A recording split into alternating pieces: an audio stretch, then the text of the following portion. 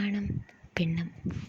വ്യത്യസ്തമായ രചനാശൈലി കൊണ്ട് എന്നെ ആകർഷിച്ച ഒരു കഥാസമാഹാരമാണ് ആണും പെണ്ണും.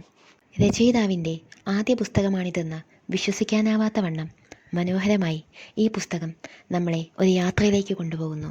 ഛായദാഹം, ജനാധിപത്യ നഗർ, ആണും പെണ്ണും, നാരായണനും മീണയും, അദൃശ്യക്കിണി, പ്രണയകാലം എന്നിങ്ങനെ 6 കഥകളാണ് ഇതിൽ ഉൾപ്പെട്ടിട്ടുള്ളത്. പല്ലുന്തിയും രംഗനായികയും ശ്രീപാർവതിയും നാരായണനും വായന കഴിഞ്ഞാലും നമ്മളെ വിട്ട് പിരിയാതെയിരിക്കുന്നു. തീർത്തും വ്യത്യസ്തമായ അവതരണത്താൽ മനസ്സ് കീഴടക്കുന്ന ഒരു പുസ്തകമാണിത്.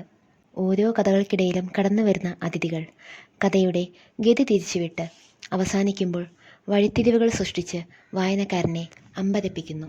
തികച്ചും പഴമയുടെ ഭംഗിയുള്ള സാഹിത്യ ലോകത്ത് ചെന്നെത്തിയതുപോലെ മനോഹരമായ കഥകൾ. എം. പ്രമോദ് രചിച്ച ഈ കഥാസമാഹാരം വായനയ്ക്കൊരു മുതൽക്കൂട്ടാണ്.